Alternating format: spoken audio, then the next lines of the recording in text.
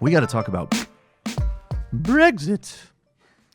And let's start by talking about Brexit by getting in the mood. There's a big news that happened today, but I think actually this is a good visual cue as to what happened today. This is Theresa May from a couple of months ago.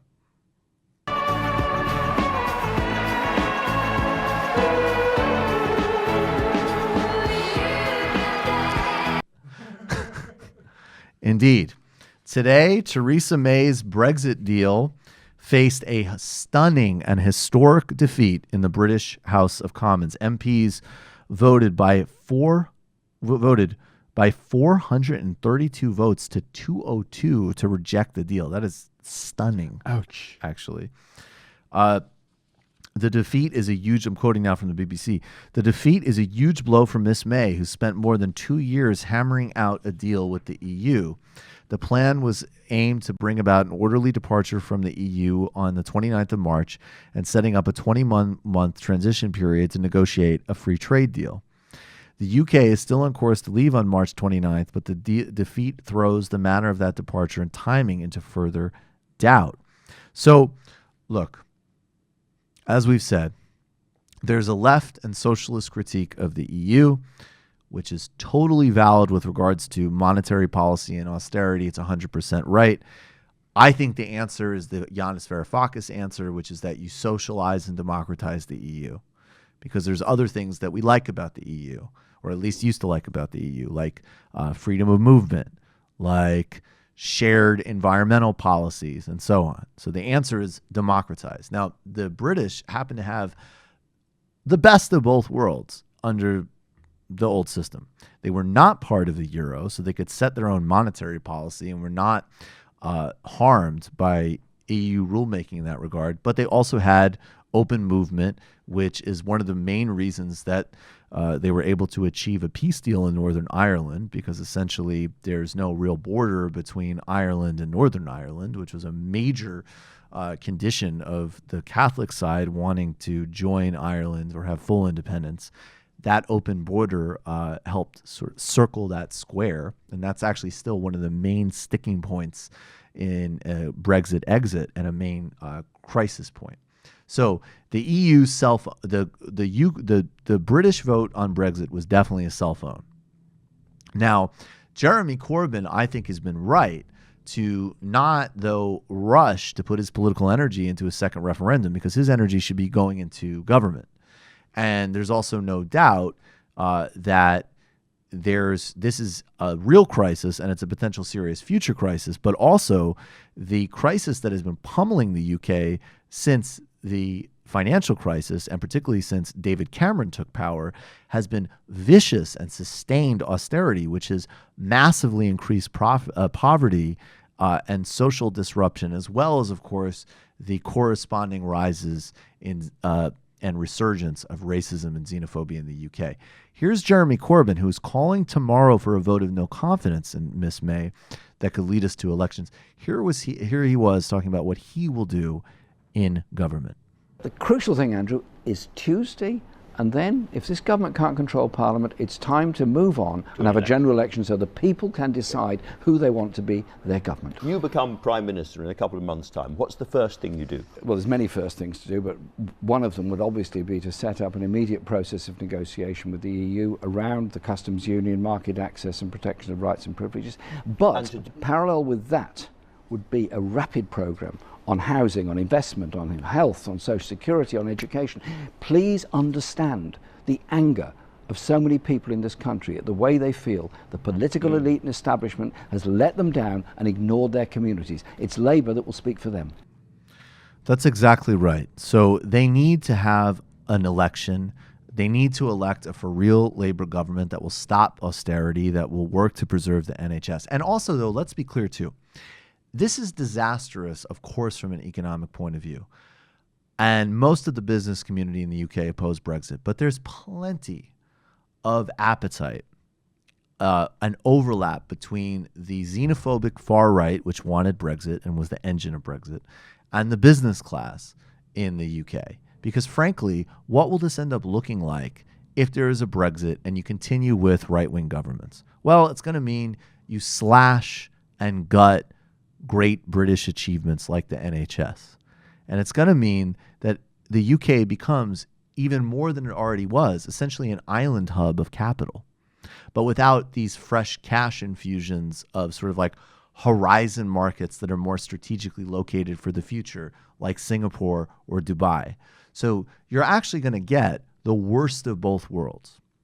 So the number one priority in the UK is elect Labour and Jeremy Corbyn into government, to stop austerity immediately, to immediately begin reclaiming and reseizing wealth from the capital class in the UK, introducing those amazing ideas on economic democracy that Labour has put forward. And then there needs to be a strategy for the EU. And I think it would be very interesting if Jeremy Corbyn, who I know is close with Yanis Varoufakis, attempted to actually align those forces in terms of his renegotiation with a broader fight to democratize the European Union. I think that would be the most interesting move. Now, Theresa May is not, I mean, everybody knows that she's a disastrous prime minister, and everybody knows she's right-wing, and everybody knows that she, along with the United States, has supported the Emirati and Saudi mass murder in Yemen, right? But there's also some sense, because we're going to end this segment by playing another clip of her dancing. And some people, and even me at times, have been like, Jesus Christ. That's what, honestly, one of the reasons, I mean, we don't talk about or make fun of Theresa May that much. And she is one of the worst political leaders in the world. And frankly, she provides a lot of material. But I actually thought this clip of this BBC Question Time show, I don't know this woman's name. She's an audience member. I'm going to very confidently assume she was more robust and articulate than anybody on the panel. She should be in Parliament. She should absolutely be in Parliament. This actual explanation of why not to feel sorry about Theresa May, and by the way, just stipulate, look, feel compassion and empathy for whoever the hell you want to feel compassion and empathy for. I'm of the school that the goal might be to feel compassion and empathy for everybody. But the frame of, oh, well, ignore this xenophobia and austerity because, you know, she's having a rough time of it, ridiculous frame, and it's put to bed by this brilliant audience member. Let's check this out. Two things. Firstly, could we get over feeling sorry for Theresa May? Do you never feel sorry for her?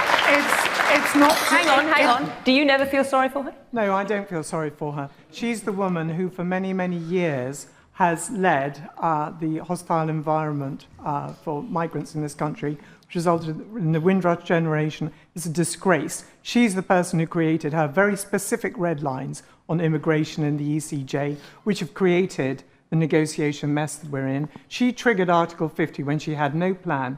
And as to criticising the EU on this, there are 27 other countries in the EU. They have been completely united on this. We do not even have a cabinet that can unite, and definitely a government that isn't in control of the process.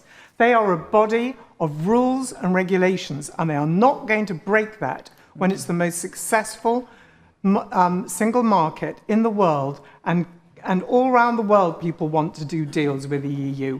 We are going to lose all of that, and it is ridiculous for us, with our hopeless government who cannot get it together to actually work out what the will of the people is today in 2019, to blame the EU and to go around feeling sorry for Theresa May. I'm sorry. Go off, Queen. Elect her to Parliament. And please look up Windrush Generation. This is one of the most racist, most vile policies on the planet. It's very similar to stripping, immigration status for people here in the United States. You were under like DACA as an example, but these are also, including some people from, Jamaica and Trinidad as an example, who lived in the United Kingdom since like literally the 1960s and even earlier, who were, of course, brought in because of a need. And now the Tories see an opportunity for some great race baiting and distraction from their own horrific policies and playing to the fascist forces of UKIP and BNP. Theresa May has been a strong supporter of those policies, and it is absolutely disgusting. So that is to say, let's play out this segment with Theresa May dancing in Africa.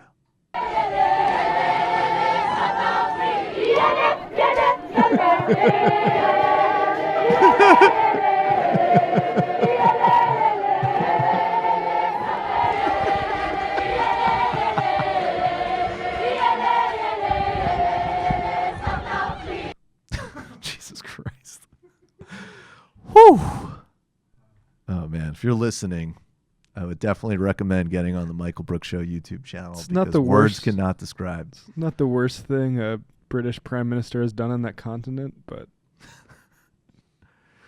It is the most embarrassing.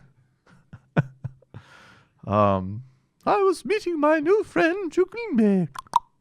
I almost feel like Theresa May. It's like, remember that Jack Nicholson movie About Schmidt? It's a really good movie. It's and he one of the motifs of the movie is he does one of those like things where he like adopts a child, and one of the things they recommend is you write a letter. And so his letters to I forget what country it is, somewhere I think in Western Africa, but the kid name's Ndungu.